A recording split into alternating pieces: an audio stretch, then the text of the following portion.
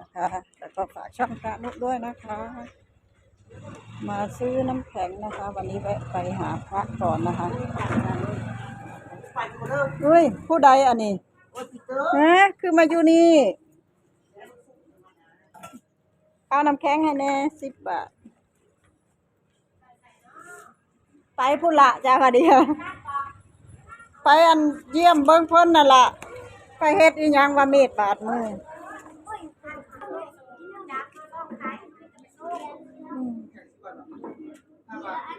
จะว่าไปแฮงอยู่ไกลแม่ไปแฮงบ่ค่อยได้มา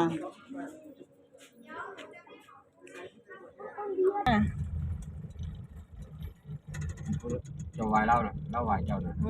บ่อันนั้นญาติอันพี่น้องครูบาโลแม่ใหญ่นั่งอยู่ร้านค้านั่นแม่เมียผู้ใหญ่บ้าน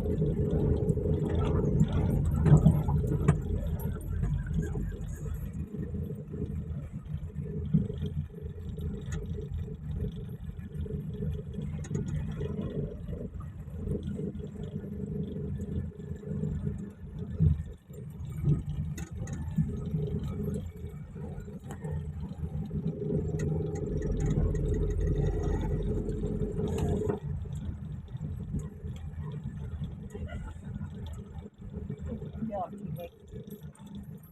ครูบาก็ไปบอกไตอีกแม่ใหญ่อะไปเฮ็ดจังใดจังเจ็บไปเฮ็ดอีก นี่เด้แนวฝนนี่โอ้ย1 แถม 1เม็ดต่อเออไปฝนอีหยังบาดแต่น่ะฝนท้าไปฝนจังใดไปใส่เม็ดบูบาลูเขานี่เด้บ่สิเฮ็ดในไทยเอากับฝนจังไดกันนี่เด้ตะกำนี่พุ่นน่ะผมใส่แล้วก็สิมันก็หลุดจังซี่ล่ะมันแตกเด้นี่มันก็แหกครึ่งกันมาตับใส่แล้วก็เติร์2 อันมาแปะบ่อยู่คุมอยู่ไปเจ้าย่างไปเฮ็ดหยังอันนั้นเฮ็ดเหี่ยวบ่แล้วเฮ็ดแนวเหรนเอาแนวไปถ่ายพุ่นจังสั่นเลยมาเดี๋ยวถ่ายกันนึงเฮ็ดแถวกูว่าโลให้เบิ่งเฮ็ดแถวดักหนูว่าติ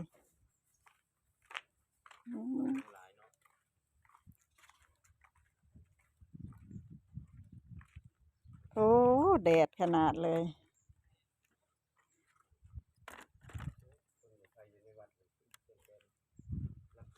มันบ่มีอันยาวทางพุ่นเด้เฮ็ดเล่นเกมนี่บ่อย่าหาของเพิ่นได้ล่ะบอกมันเฮ็ดเล่นเกมนี่ประเทศโทนน่ะหาวิธีเอาออกไปหาหมออยู่ไสล่ะบาดนี้โรงบาลหมดแล้วโอ้อันลืมน้ำแข็งอยู่หน้ารถแล้วก็ได้ฉีดยาบัดให้บอกฉีดตัวก็ไปล้างแผลตัวเขาได้ซั่นน่ะเพราะว่ามันมีรอยฟันอยู่บ่แม่นบ่ได้บาดนี่ก็สิจังได๋ซะมันสิมาต่อกันนี่น่ะอันนี้มันลาวสิของเพิ่นเอาเจ้าก็ย่างไปเอาน้ำแข็งแม่หน้ารถมันละลายเลยเด้มันละลายน้ำมัน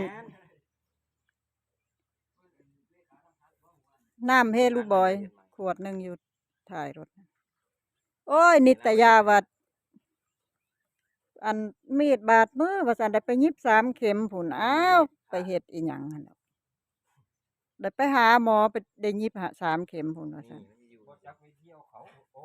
เป็นใหม่มันเป็นใหม่ลำเดียวกันเดี๋ยวเพิ่นเอาใหม่ให้เพิ่นเอาออกมันเดียวออกเป็นเอาคำหัดตัวปกตินี่ใหม่ลำเดียวแน่นี่ขอเขาก็ตัดเล็มงงโอ้ยมันบ่แม่นดอกคนต้องเอาอันนั้นดอกล่ะได้ใหม่ลำเดียวก็สิมาเฮ็ดจังสิบ่แม่นดอกไป คืออ้วนจูรูอยู่บัด อันนี้ก็สิเฮ็ดมันก็บ่ทันได้เฮ็ดมือตอนมันเล่นมันอ้วนเฮาสิพา โอ้ยบัก 4ท่อน4ปอง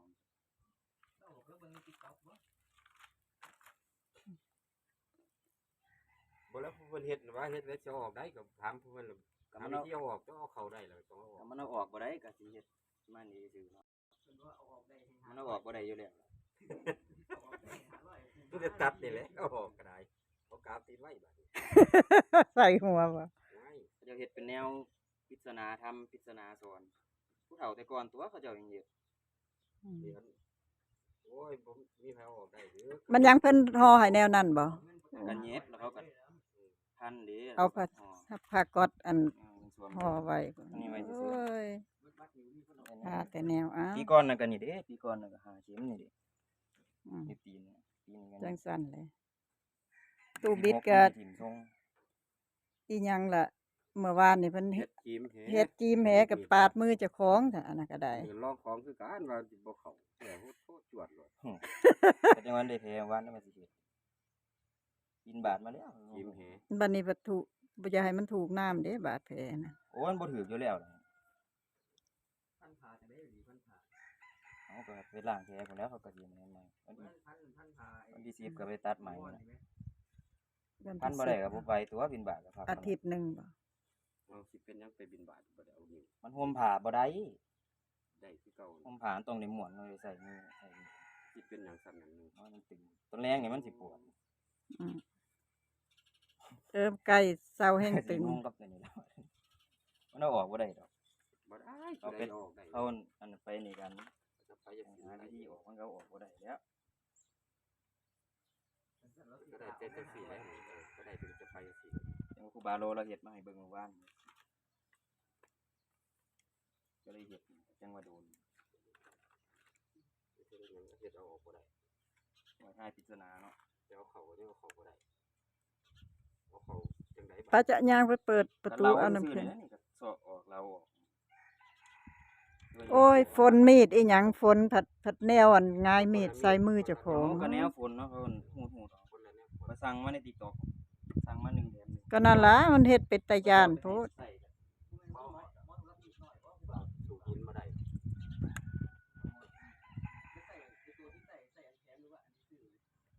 มันไปเบิ่งหน้าดินเขา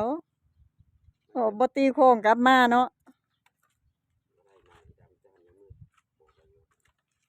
หมวกจ้ะ ไปเอาน้ำแข็งลงก่อน ก็จะซื้อแหบ่น้ำคือพาบ่ บ่พาแล้วคนมาหาตึกแล้วใครอยากตึกก็มาตึกเขาบ่ได้ห่วงนะ ไปบ้านเจ้าของมาซื้อไปบ้านอื่นห่วยนี่ล่ะเจ้ามาจอบบ่อนไปสายจังหน่อยนี่ก็มีมาทำงานก็จนค่ำมันฮ้อนเด้จะอยู่พยาบาลนี่ให้ไม่ได้มันเหมือนคำแล้วอะเรื่องเขาเจ้าก็ฟังเด้น้องเขาเจ้าลงทางใดบ่แม่นทางเขามันตรงข้ามโรงเรียน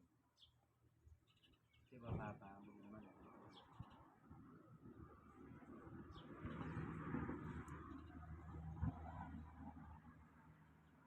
บ่ได้เฮ็ดงานสมมุติว่ามันสิเอาอันนั้นล่ะขี้ฝุ่นพาในไปฮอดอยู่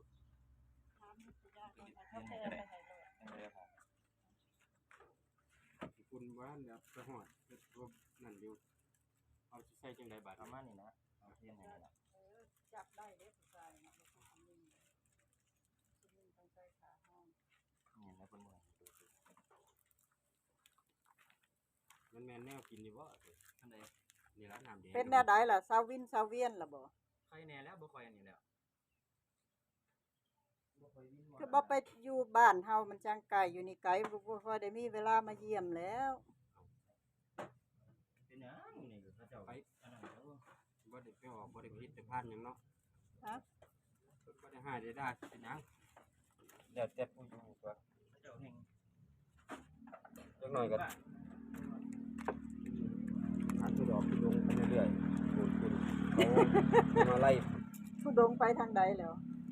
เขาว่าเขากล้วยอยู่แล้วที่บ้านนี่ก็